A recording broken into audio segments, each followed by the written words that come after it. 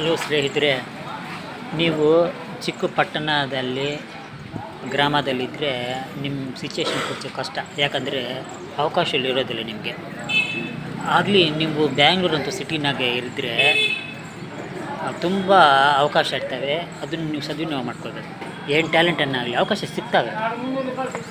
ನೀನು life sketch artist, ಕಾರ್ಟೂನಿಸ್ಟು, painter, ಅಲ್ಲಿ ತುಂಬ ಅವಕಾಶ ಸಿಗ್ತವೆ.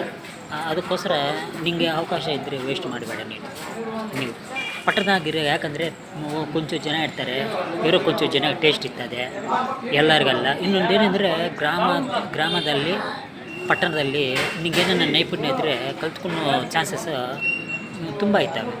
ಅದೇ ನಗರಕ್ಕಾದರೆ ನಗರ ಜೀವಿತ ಡೈವರ್ಟ್ ಮಾಡ್ತಾಯಿದ್ದೆ. ಯಾಕಂದರೆ ನೀನು ಸಿಟಿನಲ್ಲಿ ಓಡ್ಬಿಡ್ತೀಯ, ನಿನ್ನ ಮನೆಗೆ ಸುತ್ತಕೊಂಡು ಹಂಗೆ ಹಿಂಗೆ ಬರೋ ಸುಟ್ಟಿಗೆ ಟೈರ್ಡ್ ಆಗುತ್ತೀಯ. ನೀನೇನನ್ನ ಕೆಲಸ ಮಾಡಬೇಕಂದ್ರೆ ಕೂಡ ಯಾಕೆ ಸುಮ್ಕೆ ಕೊಂಚ ಹೊತ್ತು ರೆಸ್ಟ್ ಇಸ್ಕೊಂಡು ನಾನು ಅನ್ನಿಸ್ತೇನೆ.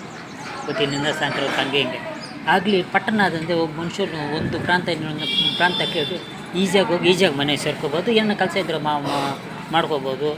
ಏನೋ ಕುತ್ಕೊಂಡು ಕೊಂಚ ಹೊತ್ತು ಓದ್ಕೋಬೋದು. ನಗರದಾಗ ಅಷ್ಟಿಲ್ಲ, ದೂರ ಇರ್ತದೆ. ಆ ದೂರ ಮತ್ತು ವೆಹಿಕಲ್ಗೋಸ್ಕರ ವೆಯ್ಟ್ ಮಾಡಬೇಕು, ಟ್ರಾಫಿಕ್, ಈ ತಲೆನೋವೆಲ್ಲ ಇರ್ತದೆ. ಅಷ್ಟು ಈಜಿ ಆಗಲ್ಲ. Concentration ಇನ್ನೊಂದಿನ divert. ನಿಂಗೇನೋ ಒಂದು ಆಲೋಚನೆ ಇದ್ದರೆ ಸಿಟಿ ನಗರ ಜೀವಿತ ಅನ್ನೋದು ಡೈವರ್ಟ್ ಮಾಡಿಸ್ತಾ ಇದ್ದಾನೆ. ಅದೊಂದು ಇದೆ. ಸಪೋಸ್ ನಿಂಗೇನನ್ನ ಐಡಿಯಾ ಇದೆ ಅನ್ಕೋ, ನೀನು ಸಿಟಿ ನೋಡಿದ್ರೆ ನಿಂಗೇನನ್ನ ಐಡಿಯಾ ಇದ್ದರೆ ಮರ್ತೋತೀಯ. ದೊಡ್ಡ ಸ್ಟಾರ್ ಹೋಲ್ ನೋಡಿದ್ರೆ, ಆಫೀಸ್ ನೋಡಿದ್ರೆ ನಿಂಗೇನಾಗ್ತದೆ, ಎಲ್ಲಿಂದ ಬಂದು ಇಷ್ಟು ಕಾಸು ಅವ್ರಿಗೆ? ನಾವು ಒಂದು ದಿವಸಕ್ಕೆ ₹100 ಕೂಡ ನಾವು ಮಿಕ್ಕಿಲ್ಲೇ, ನಮ್ಮ ಮಿಗ್ಲಿಕ್ಕೆ ಹಾಕಿಲ್ಲ. ಅವರೆಷ್ಟು ಕೋಟ್ಯಾದ ರೂಪಾಯಿ ಸಂಪಾದಿಸ್ಬಿಟ್ಟಾರೆ. ಎಲ್ಲಿಂದ ಬಂತು? ನಮಗೆ ಇಷ್ಟು ನಾಲೆಡ್ಜ್ ಐತೆ, ನಾವು ₹1000 ಇಂದಕ್ಕಾಗಲ್ಲ. ಅವರೆಷ್ಟು ಕೋಟಿ ಅವ್ರು ಇನ್ವೆಸ್ಟ್ ಮಾಡಿ ಏನು ಲಾಭ ಸಂಪಾದಿಸ್ಕೊಳೋದು? ಅದೇ ಕಾಸಿದ್ದರೆ ಹ್ಯಾಪಿಯಾಗಿರ್ಬೋದಲ್ಲ. ಅವ್ರು ಇನ್ವೆಸ್ಟ್ ಸ್ಟಾರ್ ಹೋಟೆಲು 100 ಕೋಟಿ ಆಗ್ತದೆ. ಆ 100 ಕೋಟಿ ಇದ್ದರೆ ಹ್ಯಾಪಿಯಾಗಿ ಜೀವನ ಮಾಡಿಸ್ಬೋದಲ್ಲ, ಟೆನ್ಷನ್ ಇಲ್ದಂಗೆ. ಅದು ಬಿಸ್ನೆಸ್ ಅಂದರೆ ಅದೊಂದು ಟೆನ್ಷನು. ಯಾಕೆ ಅಷ್ಟು ಇನ್ವೆಸ್ಟ್ ಮಾಡಬೇಕು? ಅದರಿಂದ ಸ್ಟಾರ್ ಹೋಟೆಲ್ನಲ್ಲಿ ಏನು ಲಾಭ ಬಂದುಬಿಡ್ತದೆ? ಇಂಥ ಆಲೋಚನೆಲ್ಲ ಬರ್ತಾವೆ ನಮಗೆ. ನಾನು ನಗರ ನೋಡಿ, ಯಾರು ಇವರು ಬ್ಯಾಕ್ಗ್ರೌಂಡ್ ಯಾರು, ಯಾರು ಮನುಷ್ಯನ ಯಾರು, ಎಲ್ಲಿಂದ ಬಂತು ಕಾಸು? ಡೌಟ್ ಎಲ್ಲ ಬರ್ತವೆ. ಯಾಕಂದರೆ ಎಲ್ಲಿ ನೋಡ್ದೇನೋ ರಿಚ್ಚಾಗಿ ಕಾಣಿಸ್ತದೆ ನಗರ ಜೀವಿತ. ಅದಕ್ಕೋಸ್ಕರ ನಾನು, ಯಾಕಂದರೆ ನೀನು ಏನನ್ನ ಕಲ್ತ್ಕೊಂಡ್ರೆ ನೀನು ನಗರದಲ್ಲಿ ಅವಕಾಶ ತುಂಬ ಇರ್ತವೆ. ನೀನು ಟ್ಯಾಲೆಂಟೆಡ್ ಪರ್ಸನು, ನೀನು ಹುಡುಕಬೇಕು. ಟ್ಯಾಲೆಂಟನ್ನು ನೀನು ಹುಡುಕಿದ್ರೆ ನಿಮ್ಗೆ ಅವಕಾಶ ಸಿಗ್ತಾಗಿ. ನೀನು ಫೋಕಸ್ ನಿನ್ಗನ್ನ ಫೋಕಸ್ ಆದರೆ ಮಾತ್ರ ನಿಮ್ಗೆ ಮತ್ತೆ ರೆಸ್ಟ್ ಇರೋಕ್ಕಿಲ್ಲ.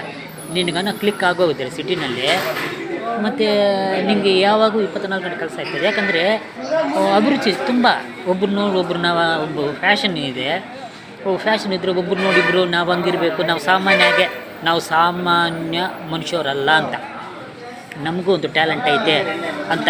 ಫ್ಯಾಷನ್ ಅಂದರೆ ಏನಂದರೆ ನಾನು ಯಾರಿಗೆ ಕಮ್ಮಿ ಅಲ್ಲ ಅಂತ, ನಮಗೊಂದು ಐಡೆಂಟಿಟಿ ಐತೆ ಅಂತ. ಹಂಗೆ ನೀನು ಅದನ್ನು ಯಾರಿಗನ್ನ ಪಿಕ್ಚರು ಬರ್ಕೊಟ್ರೆ ಕೂಡ, ಚಿತ್ರಿಸ್ಕೊಟ್ರೆ ಕೂಡ ಇನ್ನೊಬ್ಬರು ಕೂಡ ಅದು ಫಾಲೋ ಆಗ್ತಾರೆ. ಆವಾಗಿಂದ ನಿನ್ನ ಆಟು ತುಂಬ ಈಸಿಯಾಗೆ ಫ್ರ್ಯಾಕ್ಚರ್ ಆಗ್ತದೆ. ಅದಕ್ಕೋಸ್ಕರ ನೀನು ನಗರ ಜೀವಿತ ಇದ್ದರೆ ನೀನು ಅದನ್ನೆಲ್ಲ ಟೈಮ್ ವೇಸ್ಟ್ ಮಾಡ್ತಾರೆ. ನಗರ ಜೀವಿತ ಅಂದರೆ ಎಂಟರ್ಟೈನ್ಮೆಂಟ್ ಅಲ್ಲ, ನಗರ ಜೀವಿತ ಅಂದರೆ ಇನ್ಸ್ಪಿರೇಷನ್ ಕೂಡ. ಯಾಕಂದರೆ ನಿನ್ನ ಮುಂದೆ ಜನ ಕಾಣಿಸ್ತಾ ಇರ್ತಾರೆ, ಸಕ್ಸಸ್ ಆಗಿರ್ತಾರೆ. ನೀನು ಅವ್ರು ನೋಡಿ ಕಲ್ತ್ಕೋಬೇಕು. ಇನ್ನೊಬ್ಬರಿಂದ ನೀನು ಸಕ್ಸಸ್ ಆಗಬೇಕು. ಇನ್ನೊಬ್ಬರಿಂದ ತುಂಬ ಜನ ಕಾಣಿಸ್ತಾ ಇರ್ತಾರೆ. ನಾವು ನೋಡು, ನಮ್ಮ ಟ್ಯಾಲೆಂಟ್ ರಿಸೀವ್ ಮಾಡ್ಕೊತಾರಂತ ನಮಕ ಬರ್ತದೆ. ಯಾಕಂದರೆ ನಿಮಗೆ ಅಪ್ರಿಷಿಯೇಷನ್ ಸಿಗ್ತದೆ ಎಲ್ಲರಿಂದ. ಆ ಪಟ್ಟಣಗೆಲ್ಲ ಯಾರಿಲ್ಲ, ಆದಾಯ ಕಮ್ಮಿ. ಪಟ್ಟಣದಾಗ ಆದಾಯ ಕಮ್ಮಿ, ನಮ್ಮ ಗ್ರಾಮೀಣ ಪ್ರಾಂತದಲ್ಲಿ ಆದಾಯ ಕಮ್ಮಿ ಇದರಿಂದ ಯಾರಿಗಿರೋ ಟೆನ್ಷನ್ಗಳು ಅವ್ರಿಗೆ ಇರ್ತವೆ.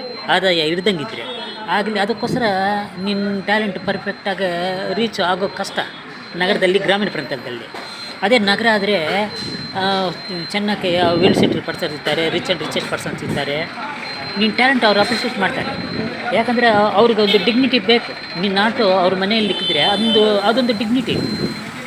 ಆ ವೇನೆಲ್ಲ ಅವ್ರು ಆಲೋಚನೆ ಮಾಡ್ತಾರೆ. ಅದಕ್ಕೋಸ್ಕರ ನಿಂಗೆ ಅದನ್ನು ನಗರನಲ್ಲಿದ್ದರೆ ನೀನು ಏನು ಅವಕಾಶ ನೀನು ವೇಸ್ಟ್ ಮಾಡಬೇಡ. ಯಾಕಂದರೆ ನಿನ್ಗನ್ನ ಫೋಕಸ್ ಆದರೆ ನೀನು ಇನ್ಸ್ಪಿರೇಷನಾಗಿ ನಿಂತೀಯ. ಕಷ್ಟ ಬೀಳಬೇಕು, ಪ್ರಯತ್ನ ಮಾಡಬೇಕು. ಇಲ್ಲ ನಿಂಗೇನು ಅವಕಾಶ, ಕಷ್ಟ ಬೀಳ್ತಾ ಇರಬೇಕು. ಕಷ್ಟ ಬೀಳ್ತಾ ಇರಬೇಕಂದ್ರೆ ನೀನೇನ ಕೆಲಸ ಮಾಡಿ ಅದರಲ್ಲಿ ರಿಸ್ಕ್ ಇಸ್ಕೋಬೇಕು. ಏನೋ ಆರ್ಡಿನರಿ ಇರಬಾರ್ದು. ನಿಂಗೊಂದು ಯೂನಿಕ್ ಸ್ಟೈಲ್ ಇರಬೇಕು. ನೀನು ಯೂನಿಕ್ ಸ್ಟೈಲ್ ಇದ್ದರೆ ಅವಾಗ ನೀನು ಕ್ಲಿಕ್ ಆಗ್ತೀಯ, ನೀನು ಸ್ಟಾರ್ ಆಗ್ತೀಯ.